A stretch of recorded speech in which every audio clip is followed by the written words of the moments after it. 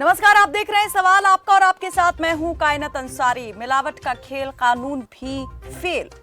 त्योहारों के मौके पर बाजार की मिठाइयां और अन्य सामानों की बिक्री बढ़ जाती है और ऐसे में कई मिलावटी चीजें बाजार में धड़ल्ले से बिकती हैं और इन चीजों की पहचान होने के बावजूद भी कई बार इन पर कोई कार्रवाई नहीं हो पाती है। हालांकि कई बार पकड़ी गई चीजें जो हैं वो जैसे कि दूध, दही, पनीर के रूप में दिखाई देती हैं। कई बार मसालों में मिलावट की मसालों में मिलावट की बात जो है वो भी सामने आती है। लेकिन इस मामले में फूड सेफ्टी विभाग की ओर से कार्रवाई भी होती है, छापामार कार्रवाई होती है। लेकिन आखिर जो मिलावटखोर हैं वो क्यों यहाँ बेखौफ होते जा रहे हैं? क्यों लगातार ये गोरख धंधा जो है लगातार चल रहा है? नकली देसी घी की अगर हम बात करें, यहाँ पर पिछले दिनों में फरीदाबाद से खबर आई थी, जहां पर फरीदाबाद और साथ ही बल्लभगढ़ में नकली देसी घी बनाने की खबर सामने आई, जिसके बाद यहां पर छापेमार कार्रवाई की गई और एक्सपायरी डेट के ब्रांडेड मसाले भी नई पैकिंग में बेचने वाली एक फर्जी कंपनी का भंडाफोड़ भी किया गया। फ्लाइंग जो सीएम फ्लाइंग टीम है उसने और पुलिस ने संयुक्त रूप से मिलकर के ये कार्रवाई, तो फर्जी तरीके से यहाँ पर जिस तरीके से खाद्य उत्पाद मार्केट में लाए जाते हैं, बेचे जाते हैं, उनमें मिलावट की जाती है। बड़े स्तर पर ये गोरख धंधा जो है दिन रात के हिसाब से फल फूल रहा है, दिन दुगनी रात चौगनी ये तरक्की कर रहा है। कड़ा कानून यहाँ पर इसके खिलाफ बनाया गया है, लेकिन कई बार यहाँ पर ये कानून भी इस तरह के जो मिलावटखोर होते हैं उनके लिए एक तरह से कवच का काम करता है। सरकारी लैब की अगर बात करें तो सरकारी लैब में करीब 1000 रुपए तक की फीस निर्धारित की गई है। अगर आप यहाँ पर किसी वस्तु में मिलावट की जांच का पता लगाने के लिए जाते हैं, भले ही फिर वो वस्तु 1 रुपए की ही क्यों ना हो, तो खाद्य सुरक्षा कानून जो खाद्य उत्पादों की गुणवत्ता परखने की गारंटी देते हैं और मिलावटखोरों पर कानूनी कार्रवाई करने की बात करते हैं, उस कानून के होने के बावजूद मिलावट का कारोबार आखिर क्यों फल फूल रहा है? इसी मुद्दे को लेकर आज हम पहुंचे हैं आपके बीच और करेंगे इस मुद्दे से जुड़े कई सवाल। लेकिन कुछ सवाल खबरफाज ने भी यहाँ पर उठाए हैं, पहले डाल लेते हैं उन पर एक नजर। खाद्य पदार्थों में क्यों बढ़ रही है मिलावट? मिलावटखोरों को क्यों नहीं कानून और सजा का डर? मिलावट का खेल, उम्र कैद की सजा भी क्यों हुई है आखिर फेल? खाद्य सुरक्षा कानून कमजोर या जांच प्रक्रिया है लचर? ये वो तमाम सवाल जो आज उठ रहे हैं, क्योंकि लगातार इस तरह के मामलों में तेज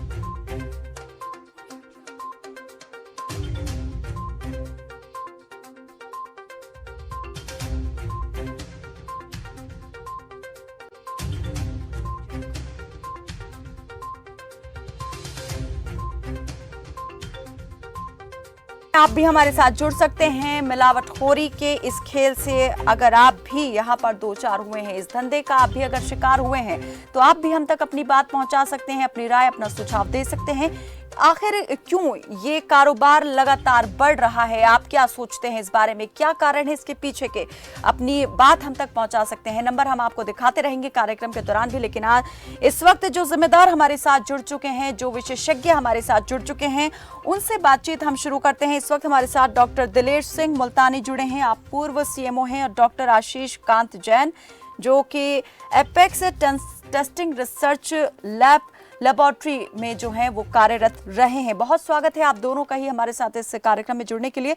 सबसे पहले मैं जो हमारे साथ में टेस्टिंग लैब से जुड़े हुए हैं, टेस्टिंग एंड रिसर्च लेबोरेटरी से जुड़े हुए सदस्य हैं डॉक्टर आशीष कांत, उनसे पूछना चाहूंगी। डॉक्टर आशीष, सबसे पहले तो हम ये जानना चाहेंगे कि मिलावट का जो पता है वो आखिर किस तरीके से लगाया जाता है? फूड सेफ्टी विभाग जब सैंपल ले जाता है मार्केट से किसी भी चीज़ के, चाहे दूध की बात हो या जो खाद्य पदार्थ हैं, दूसरे दालें हों, मसाले हों, उनमें कैसे मिलावट पता की जाती है? किस किस तरह की मिलावट जो है इन चीज़ों में होती है? मैडम, जैसे आप डिफरेंट टाइप के प्रोडक्ट होते हैं, जैसे पनीर है, दूध है, खोआ है। आज की तारीख में इसमें बहुत मिलावट आ रही है। जैसे पनीर है, पनीर में लोग पाम ऑयल मिलाते हैं, उसमें प्रोटीन बढ़ाने के लिए एसएमपी का यूज किया जाता है।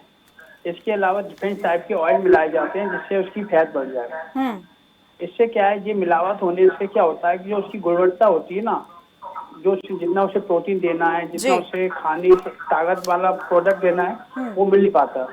और वो अपने प्रोडक्ट के साथ साथ जो डिफरेंट टाइप के ऑयल यूज होते हैं ना, वो क्या करते हैं अपने नर्वस सिस्टम पर, लीवर, स्टमक पे साइड इफेक्ट डालने लगते हैं, जिसका इफेक्ट बॉडी की डिफरेंट टाइप की बीमारी के रूप में आता है। और इसी तरह स्पाइसेस में, पनीर, दूध में आजकल आपने आर्टिफिशियल दूध का नाम सुना होगा। आर्टिफिशियल दूध कैसे बनाया जाता है, उसमें डिफरेंट टाइप के डिटर्जेंट यूज किए जाते हैं, SMP यूज किए जाते हैं और यूरिया यूज किया जाता है, जिससे मिलावट से नकली दूध बनाया जाता है। इसको पहचानना सबसे अच्छा तरीका ये है कि जैसे आप कभी घर में हो, नींबू की 3-4 बूंदें उस दूध में डालेंगे तो दूध फटेगा नहीं। यदि वो दूध फट जाता है, मिल्क फट जाता है तो वो असली है, यदि फटता नहीं है तो वो नकली। वो मिलावटी है, उसमें मिलावट है। चलिए हम इस पर आगे मिलावटी बात है। करेंगे। कुछ दर्शक हमारे साथ जुड़े हैं, यमुनानगर से ममता जुड़ी हैं। स्वागत है आपका ममता, रखें अपनी बात। जी हेलो जी ममता जी। नमस्कार मैम। जी नमस्ते। मेरी एक बाई आंख में ना मैम बिल्कुल ही रोशनी नहीं है, इसका कोई इलाज है? चलिए ममता जी, आप अगर थोड़ी देर पहले कॉल करते हैं यहाँ पर आपका डॉक्टर में, उस वक्त आपको ज़रूर इस बात का जवाब जो है हम कह सकते हैं कि मिल सकता था। फिलहाल हम यहाँ पर सवाल पूछ रहे हैं जो कि जनता के सरोकार से जुड़ा हुआ ही एक कार्यक्रम है खबर फास्ट का। अगर आप यहाँ पर मिलावट संबंधी कोई सवाल पूछना चाहती हैं, इस विषय को लेकर कोई बात करना चाहती हैं, तो आप ज़रूर अपनी बात रख सकती हैं। चलिए बहुत बहुत शुक्रिया। नीरज जुड़े हैं जगाधरी से, स्वागत है आपका नीरज, रखें अपनी बात। चलिए बहुत बहुत शुक्रिया, लगता है हमारा संपर्क टूट गया है। डॉक्टर आशीष कांत जैन भी हमारे साथ जुड़े हैं। डॉक्टर, मेरी आवाज मिल पा रही है आपको? Yes ma'am. डॉक्टर, मैं आपसे ये जानना चाह रही थी कि जैसे आपने बताया कि किस तरीके से मिलावट की जांच का पता लगाया जाता है, अभी तक आपने कई तरह के मामले देखे होंगे, किस तरह के खाद्य पदार्थों में और किस किस तरीके की चीज़ें मिलाई जाती हैं, सेहत पर वो कितना प्रभाव डालते हैं और कितनी फीसदी मिलावट जो है वो कह सकते हैं कि इतना ज़्यादा प्रभाव नहीं डालती है सेहत पर, और अगर उससे कहीं ज़्यादा हो जाए तो वो ज़्यादा हानिकारक होती है? मैम देखो, मिलावट तो डिफरेंट टाइप के प्रोडक्ट में आ रही है, जैसे दूध में है, मिल्क में है, एंड खोआ है, पनीर है, पनीर के इसके अलावा दूध के मिले जो प्रोडक्ट होते हैं, जैसे आपके बर्फी वगैरह जो बनती है, इसके अलावा आपका डालडा है, घी है, तेल है, स्पाइसेस हैं। डिफरेंट टाइप के प्रोडक्ट में आजकल 90% मिलावट हो रही है। जैसे स्पाइसेस में लोग क्या करते हैं कि उसमें क्या है कि जैसे कंकर मिला देंगे या बारीक कोई दूसरी स्पीशीज, दूसरे टाइप के आपके प्रोडक्ट मिला देंगे। जैसे स्पाइसेस में जो स्पाइसेस होते हैं, जैसे मसाला होता है, तो मसाले में स्पाइसेस पे जो न्यूट्रिशन वैल्यू बढ़ाने के लिए जो डालना होता है वो ना डाल के इसमें धनिया दाना मात्रा मिलाते हैं। इससे क्या होता है, उसकी क्वांटिटी बढ़ जाती है और कम रेट में वो बिक जाता है। ऐसे ही खोए में लोग आलू मिलाते हैं। लेकिन मसालों में जो मिलावट की जाती है, क्या वो हानिकारक होती है स्वास्थ्य के लिए? इस पर हम आएंगे, जरूर बात करेंगे सर। एक दर्शक जुड़े। मिलावट कोई सी भी हो वो हानिकारक ही होती है। चलिए इस पर हम बात करेंगे। राम अवतार तिवारी हमारे साथ जुड़े हैं यूपी से, स्वागत है आपका राम अवतार तिवारी जी। बताएं कहां से बात कर रहे हैं और रखें अपनी बात।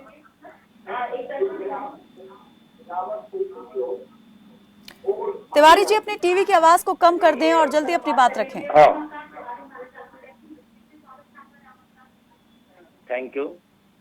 आज के समय में सभी चीज में मिलावट है, दूध में, डालडा में, देसी घी में, चावल में, कंकर में, ये सब क्या कहते हैं। और जब तक प्रशासनिक अधिकारी IAS खाद्य विभाग ईमानदार नहीं होगा, भारत में एक भी ईमानदार IAS नहीं होंगे, कभी ये मिलावट नहीं खत्म हो सकती। 70 साल देश स्वतंत्र हो गए और बढ़ती जा रही है। IAS ईमानदार होना चाहिए, सब सुधर जाएगा। IAS IPS ईमानदार हो जाएं, सब सुधर जाएगा। 3 दिन में मिलावट बंद हो जाएगी। और भ्रष्टाचार देश का नहीं खत्म हो रहा और न खत्म हो पाएगा, और कोई नहीं कर सकता, कोई नहीं कर सकता, भगवान नहीं कर सकता। उन्हीं को, भ्रष्टाचारियों को जब सालों को लकवा लगता है या रिटायरमेंट के बाद फांसी लगा के मरते हैं, तभी उनकी आत्मा मानती है। भ्रष्टाचार मुख्य जड़ है। चावल में कंकर लीजिए, दाल में कंकर लीजिए, इसकी जड़ है मिलावट के कारोबार के बढ़ने केवल के पीछे की IAS वजह खाद्य विभाग सुधर जाए, सब मिलावट बंद हो जाए। चलिए बहुत बहुत शुक्रिया राम अवतार जी हमारे साथ कार्यक्रम में जुड़ने के लिए। डॉक्टर दिलेर सिंह जुड़े हैं, पूर्व CMO हैं आप। डॉक्टर दिलेर जी, जिस तरीके से अभी आपने यहाँ पर दर्शकों की बात भी सुनी, आपका भी एक लंबा एक्सपीरियंस रहा होगा, इस तरह के मामले भी आपने कई देखे होंगे।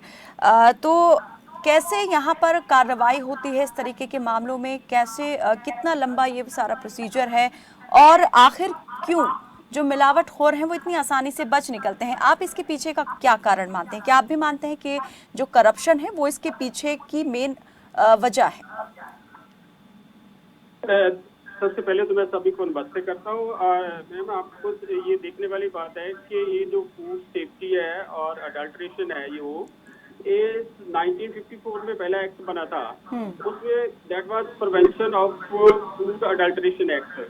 2006 में जो food safety and standard of act जो बना, उस इसमें काफी बदलाव आए हैं। लेकिन जैसे आपने सवाल पूछा कि ये जो कारण है सबसे बड़ा, ये तो करप्शन ही है। जो मेरे से पहले कोई ऑडियंस कोई बोल रहे थे लोग, तो सबसे पहला कारण तो करप्शन ही है, ये तो हमने मानना पड़ेगा।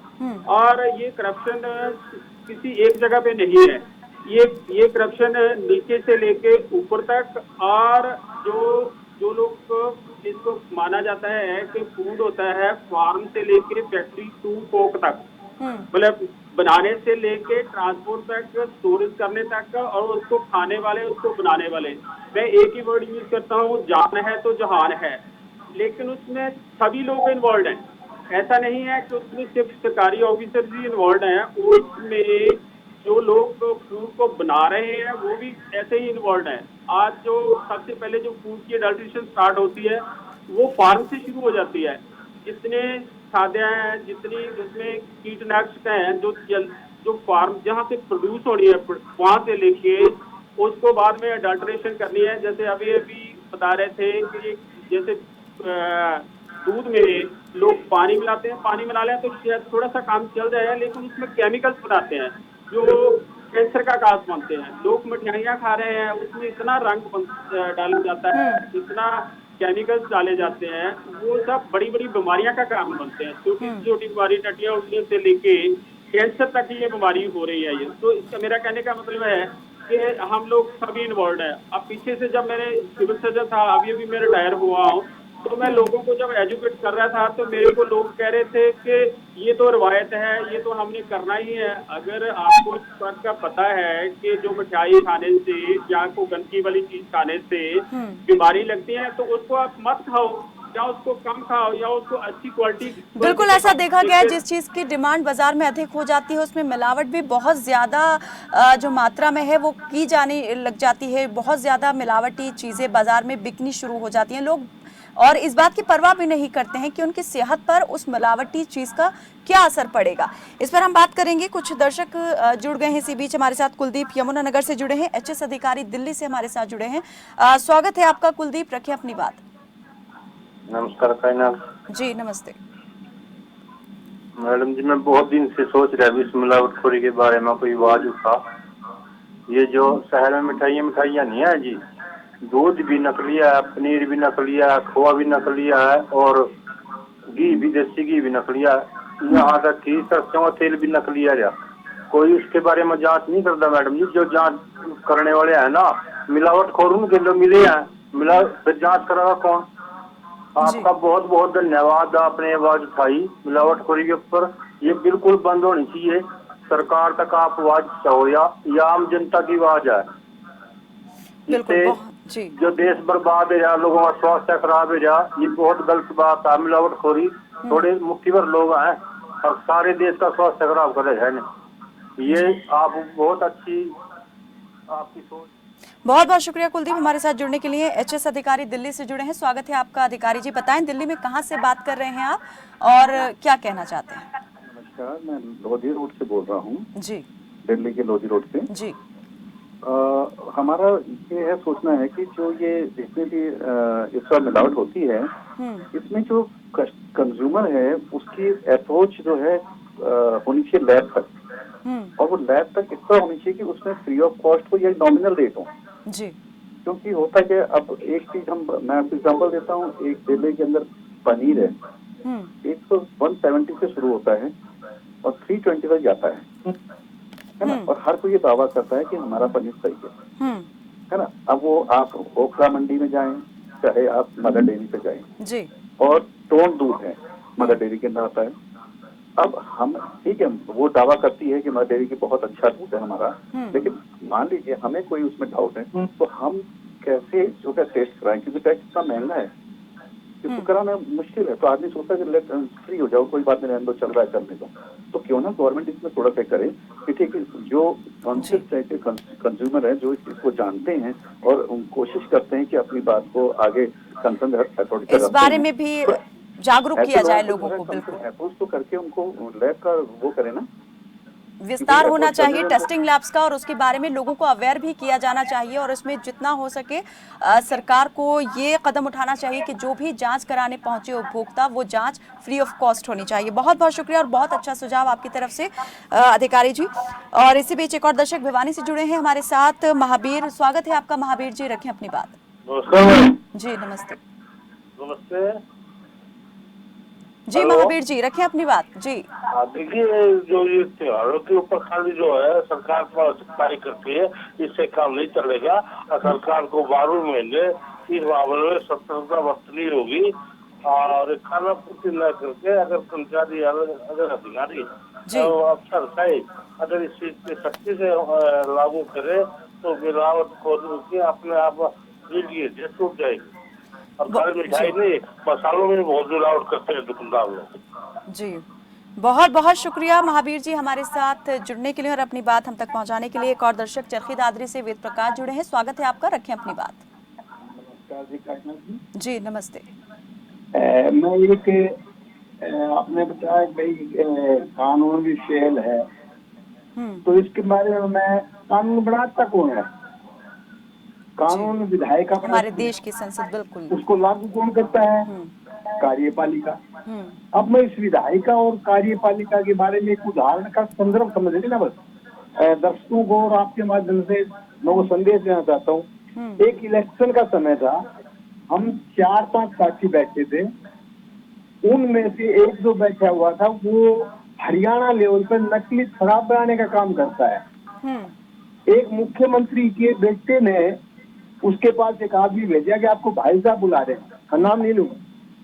उसने कहा कि क्या करेंगे कि भाई आप उनकी मदद करो इलेक्शन में, वो आपका जो भी काम है वो करेंगे। उसने कहा कि भी जब तक मेरी जेब में ये गांधी की ताकते है ना, मुख्यमंत्री के बेटे को कह देना कि उनको मैं ये गांधी दिखा के सबको अपने आप में अपने ढंग से टैकल करना और हैंडल करता हूँ। तो सच्चाई ये है जी, जो विधायक हैं, जो विधायक का कानून बनाती है वो आम आदमी में जाते हैं, और वो विधायिका ही कार्यपालिका के माध्यम से कानून को लागू कर, कानून वो बनाते हैं, लागू भी वही करवाते हैं। एक मकर जाल जैसा हो गया है जिसमें अगर कोई पिस रहा है वो देश की जनता है, और जो फंसा हुआ है वो एक आम नागरिक है और कंज्यूमर है। बहुत शुक्रिया वेद प्रकाश जी हमसे जुड़ने के लिए। हमारे साथ में जो doctor Ashish Kant apex testing and research laboratory के सदस्य हैं वो जुड़े हैं। मैं आपसे जानना चाहूँगी कि देश भर में आप कितनी ऐसी टेस्टिंग लैब्स होंगी जो इस तरीके से ये गुणवत्ता की जांच करती हैं खाद्य वस्तुओं की, और क्या हर एक पदार्थ के लिए जो खाद्य पदार्थ है जिसकी जांच के लिए करवाने के लिए पहुंचाया जाता है उस सैंपल को लेबोरेटरी, उसका क्या अलग अलग रेट तय होता है? ये रेट किस हिसाब से हैं? और अगर कोई एक आम इंसान अगर टेस्ट कराना चाहे किसी खाद्य वस्तु की गुणवत्ता के बारे में, क्या उसके लिए ये आसान है?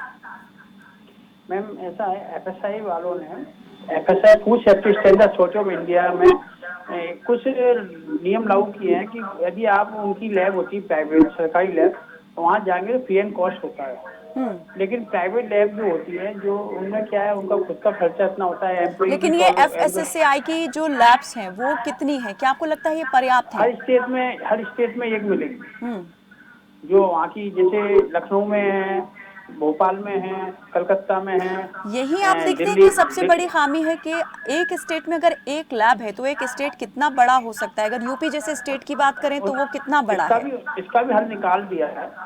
हर स्टेट में प्राइवेट लैब खुल चुकी है, कम से कम जैसे दिल्ली के अंदर कम से कम 80 के करीब लैब होंगी। लेकिन प्राइवेट लैब का फिर वही खर्चा कि एक आम इंसान जो है वो उस उत्पाद के प्राइस से ज्यादा उसका वो खर्च आ जाएगा उस टेस्ट का, और इसी वजह से कई बार लोग ये शक होते हुए भी कि ये मिलावट है इसमें, वो जांच नहीं करवाने जाते हैं। टाइम भी आपका खर्च होगा, पैसा भी लगेगा। वैसे आज बिल्कुल सही कह रही हैं कि इसके लिए गवर्नमेंट को कुछ उपाय अपनाने चाहिए कि इनके लिए कुछ गवर्नमेंट को, सेंट्रल गवर्नमेंट को कुछ पेमेंट या कुछ जो पेमेंट है वो उसके लिए लागू होना चाहिए लैबों के लिए, कि वो फ्री ऑफ कॉस्ट कर सके, लेकिन गवर्नमेंट नहीं करती। तो आप मानते हैं कि ये सख्त कानून बने हुए हैं ये इसीलिए बिना किसी आउटपुट के ये बिल्कुल बेअसर साबित हो रहे हैं, ये मिलावटखोरी का धंधा इसीलिए इतना ज्यादा फल फूल रहा है? क्योंकि क्या होता है, मैं आपको एग्जाम्पल बता देता हूँ। जैसे मेरे पास एक मिल्क वाला आया पर उसने मिल्क लिया, वो मिल्क लेता है 50 रुपए का 1 लीटर, और मेरे पास टेस्टिंग कराने आता है, उसका चार्ज होता है 500 रुपए। तो वो 50 रुपए का आदमी 500 रुपए क्यों खर्च करेगा? बिल्कुल सही बात है। और जो एक आम उपभोक्ता है अगर वो भी 1 किलो ले रहा है दूध, तो वो भी एक 50 रुपए किलो के दूध के लिए 500 रुपए टेस्टिंग के क्यों खर्च करेगा, ये बड़ा सवाल। और इस तरह की कार्रवाई में कितना टाइम लग जाएगा, इसके लिए मैं आऊंगी आपके पास में। डॉक्टर दिलेर सिंह मुल्तानी भी हमारे साथ जुड़े हुए हैं। डॉक्टर, आपने इस तरह के कितने केसेस देखे होंगे कि मामले दर्ज भी हुए, जांच रिपोर्ट भी आ गई, लेकिन उसके बाद कार्रवाई बहुत ज्यादा आगे नहीं बढ़ पाई या फिर कोई नतीजा नहीं निकला उनका?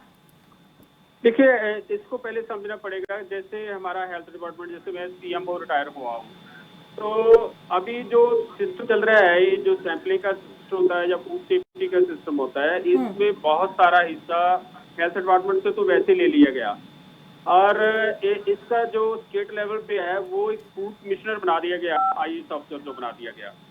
इसको ये 3 पार्ट में चल रहा है अब। जो स्टेट का डायरेक्टर होता है, स्टेट में आगे डिस्ट्रिक्ट में डिस्ट्रिक्ट हेल्थ अथॉरिटी होती है, और डिस्ट्रिक्ट हेल्थ अथॉरिटी में पहले हमारे डिस्ट्रिक्ट हेल्थ ऑफिसर थे, उनके साथ फूड इंस्पेक्टरेट एज थे।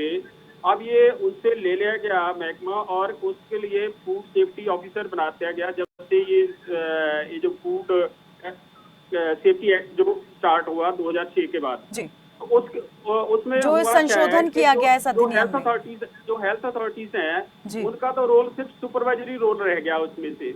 फिर उसमें क्या होता है, जैसे आपने सवाल पूछा कि अगर कोई किसी को हमने पकड़ लिया अडल्ट्रेशन में, उसका सैंपल टेस्ट हुआ, उसके बाद सैंपल में अडल्ट्रेशन में आ गई, तो उसको जो प्रोसिक्यूशन करेगा वो करेगा ADC जनरल डिस्ट्रिक्ट लेवल पे। इसका मतलब उसमें तो कोई कोहेजन ही नहीं है।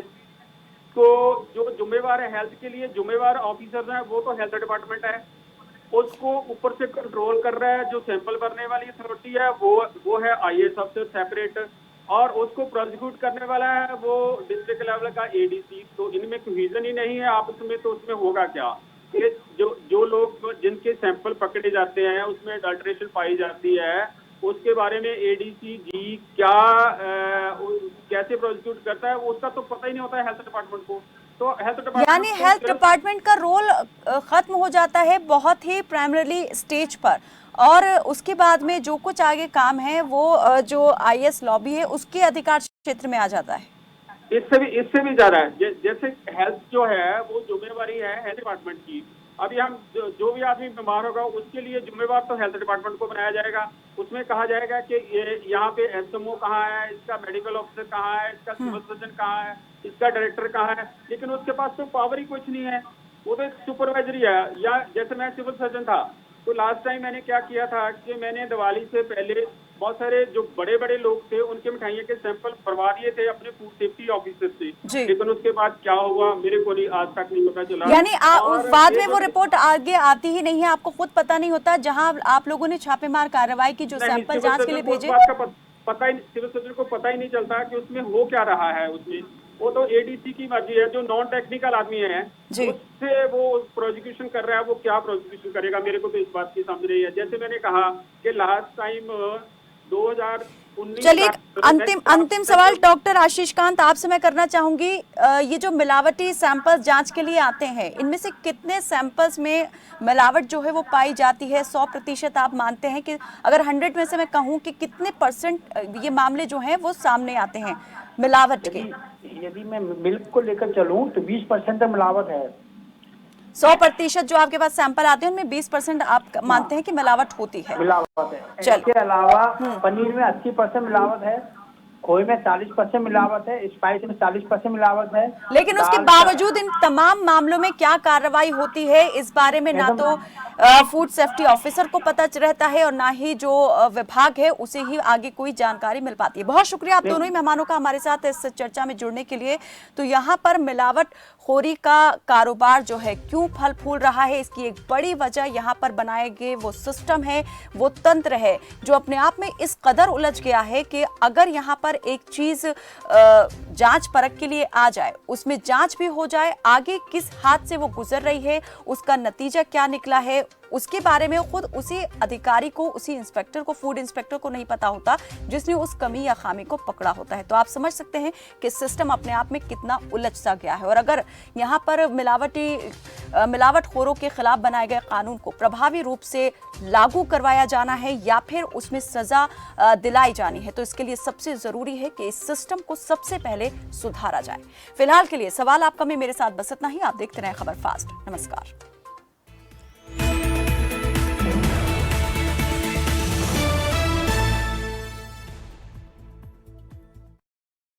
टिड्डी दल का प्रहार, न ओलों की मार, सुरक्षित रहेगी फसल और होगी इनकम डबल। बेहतरीन तकनीक से polyhouse, net house, greenhouse और ड्रिप इरिगेशन लगवाने के लिए